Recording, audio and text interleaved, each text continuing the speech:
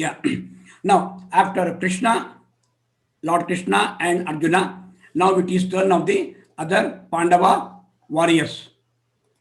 That is Yudhishthira, then Nakula, then Sahadeva, then all the other warriors one by one. By name, they are spelt out here. Actually, one purpose of giving this details about who is blowing what conch is indirectly they are telling us who are the warriors who are assembled there. Instead of listing their name just like that, they have used this context to bring out those purposes. Okay. Ananta Vijayam Raja अनंत विजयं राजा Kunti Putro Yudhishthiraha Kunti पुत्रो युधिष्ठिरः Ananta Vijayam Raja अनंत विजयं राजा Kunti Putro Yudhishthiraha Kunti पुत्रो युधिष्ठिरः Nakula Sahadevascha Nakul सहदेवश्च Sughosha Manipushpakau. सुघोष मणिपुष्पकौ. Here, three persons are mentioned. Yudhishthira, because two Pandavas already are covered, Arjuna and Bhima. The eldest is Yudhishthira. Yudhishthira blows a conch. Its name is Ananta Vijayam. And Nakula and Sahadeva, the twins, the younger of the Pandavas, they also blow their conches. Those names are Sughosha Mani Pushpakau. Again, this is a grammar point. When two names come together, you have this O ending. Rama Lakshmanau, like that. Sughosha Mani Pushpakau. Otherwise, Sughosha and Mani Pushpaka. Or you can say Sughosha Cha Mani Pushpaka. You have said like that. Possible. Okay? Ananta Vijayam Raja अनंत विजयं राजा Kunti Putro Yudhishthiraha Kunti पुत्रो युधिष्ठिरः Ananta Vijayam Raja अनंत विजयं राजा Kunti Putraha Yudhishthiraha Kunti पुत्रः युधिष्ठिरः Nakulaha Sahadevaha Cha नकुलः सहदेवः च Sughosha Manipushpakau. सुघोष मणिपुष्पकौ. Kunti Putraha Raja Yudhishthiraha Ananta Vijayam Nakulaha and Sahadeva Sughosha Manipushpakau. They blew their conches. That's what it means here. Now here they have used the word Raja. Kunti Putraha Raja Yudhishthiraha. There are two interpretations are there. Here Raja refers to Yudhishthira, which actually is not correct. King Yudhishthira was not the king at that time. He had lost the kingdom. He was fighting for kingdom. So his name already has been given adjective of Kunti Putra Yudhishthira, that's enough. Then Raja means what? Here Raja actually refers to Dhritarashtra, because the entire narrative is by Sanjaya. Sanjaya is telling this narrative to Dhritarashtra. So here one interpretation says it refers to Yudhishthira. Yudhishthira refers to Dhritarashtra. Okay. Kunti Putra Radha Yudhishthira Dagmo blew the conch.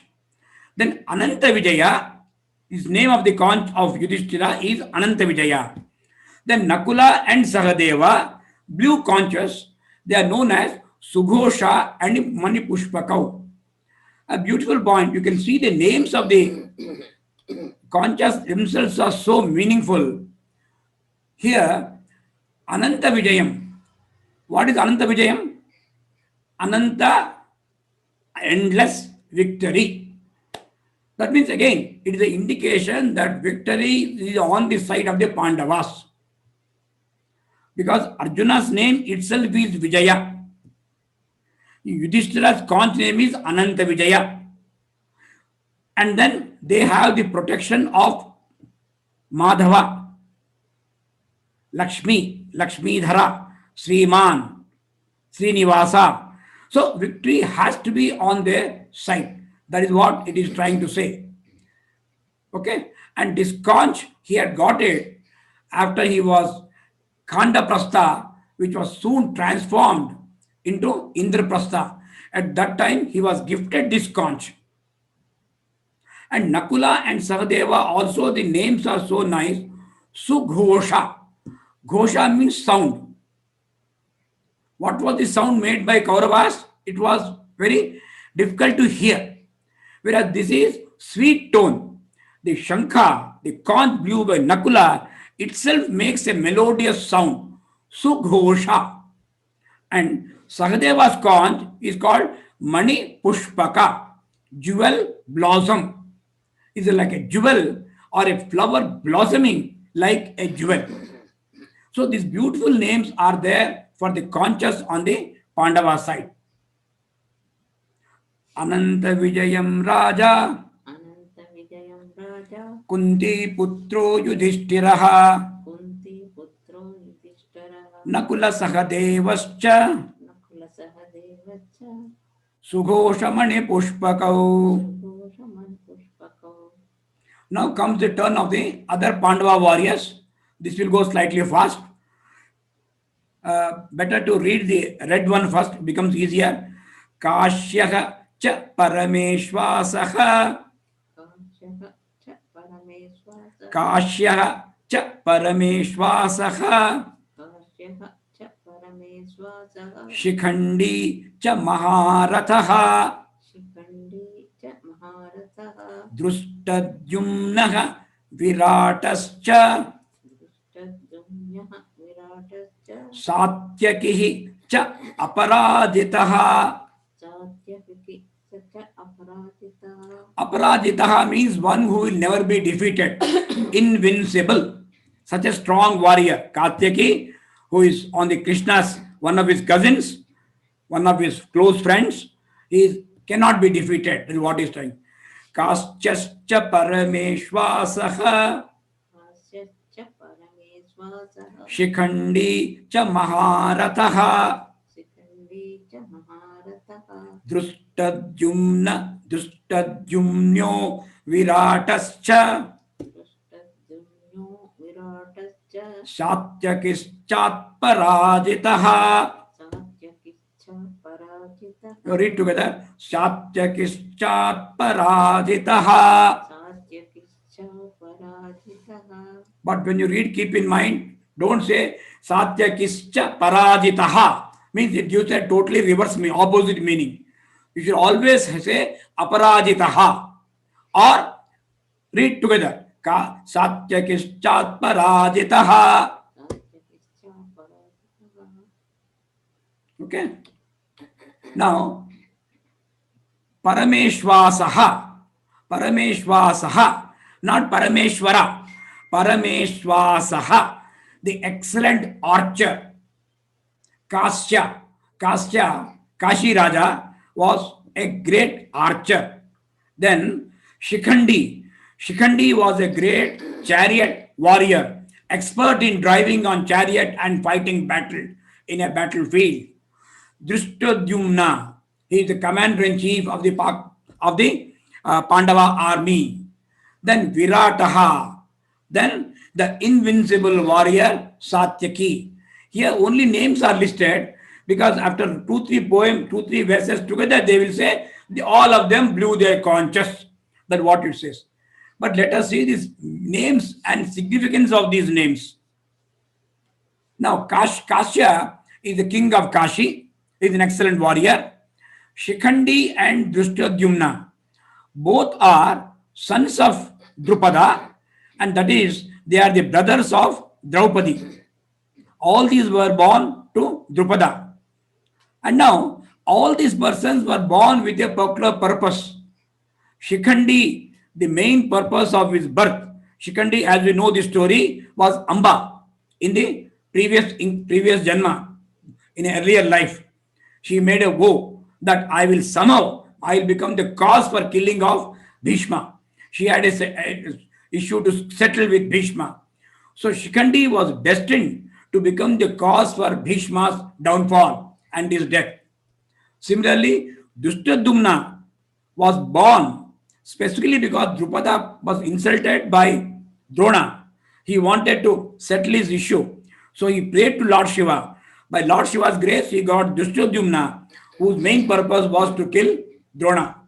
That means the two important commanders of the Kaurava army, Bhishma and Drona, both were destined to die at the hands of Shikandi and Drushtadumna, the sons of Drupada.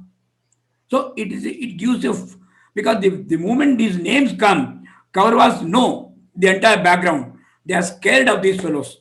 They somehow wanted to protect Bhishma from Shikandi. They wanted to protect Drona from Drishtadyumna. Ultimately, fate decided otherwise. Now Virata was the king of Matsya. Matsya Desha was the place where Pandavas took shelter in the 13th year of the Vanavasa, which was supposed to be incognito. They were not supposed to be recognized by anybody. So they adopted different disguise and lived 1 year successfully in Virata Desha, Matsya Desha, ruled by King Virata. And Satyaki was a great Yadava warrior, a close friend of Krishna. He was also a teacher of Abhimanyu, guru of Abhimanyu. All these are very, very well known warriors. Now, some more warriors are there on the Pandava side. Drupado Draupadeyascha. Drupado Draupadeyascha. That is Drupada and Draupadeyaha. Drupadaha, Draupadeyaha means sons of Draupadi. As we know, Draupadi had 5 sons. They are called Upapandava. 5 junior Pandavas. So they are together called as, since they are children of Draupadi, they are called Draupadeyaha. Drupadaha, Draupadeyascha, Drupadaha Draupadeyascha. Sarvashaha, Prithivipate. Sarvasaha Prithivipate. All the kings of that empire, this period. Saubhadraha cha Mahabahu, Saubhadraha cha Mahabahu. son of Subhadra.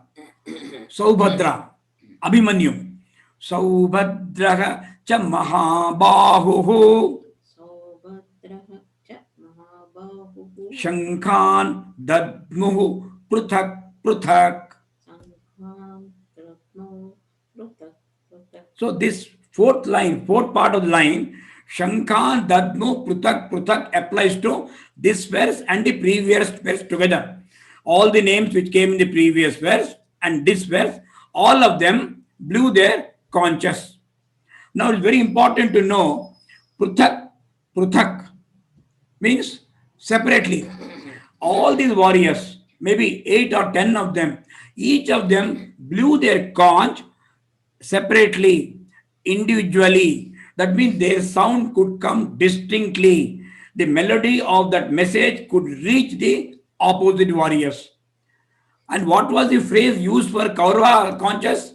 Sahasa eva, sahasaiva abhyahanyantaka, sashabdas tumulo bhavat.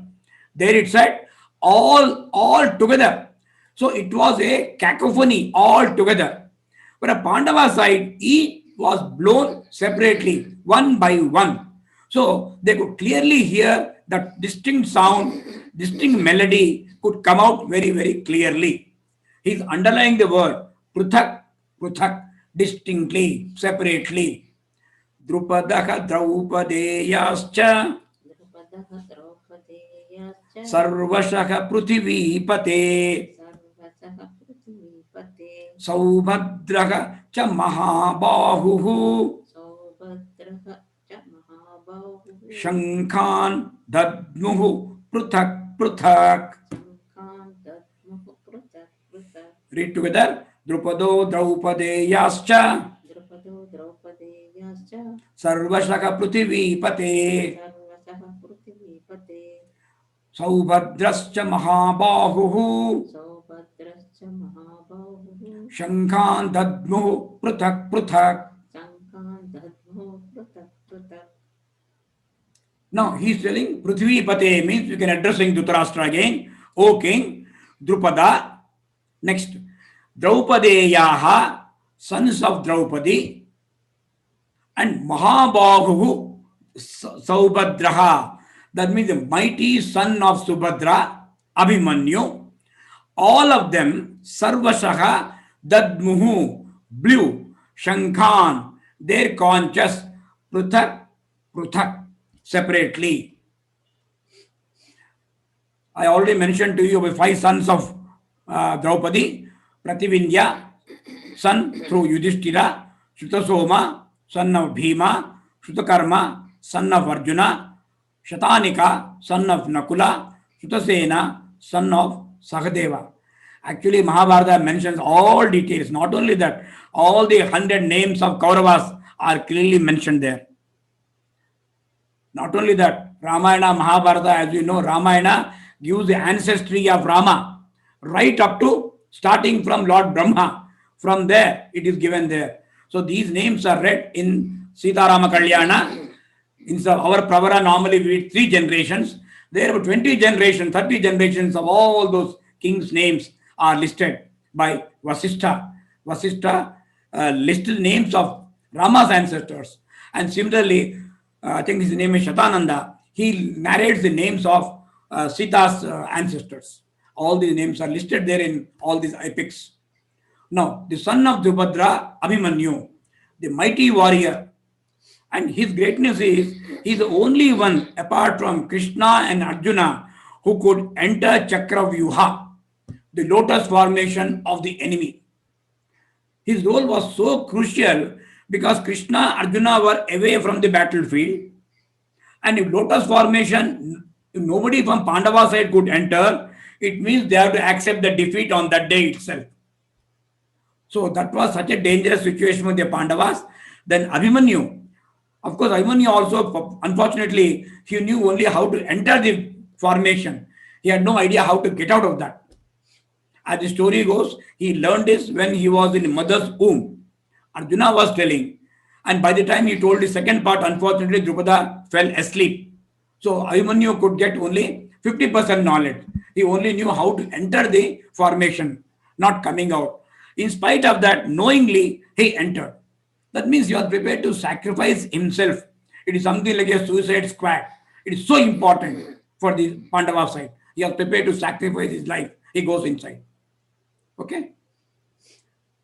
Now here, the one thing you have to note our culture. What are the names? All these names are referred to by the mother, not the father. Even today, that controversy is going on. In my all my certificates, my father's name is mentioned. My mother's name is never mentioned. Well, now they have started. Mother's name also required. Whereas you can see Mahabharata, they are forgetting father. Father is not important. It is mother's name. Draupadeyaha. What is Arjuna's most common name? Kaunteya. Kunti Putra. Now Draupadeyaha. And this fellow's name is Saubhadraha.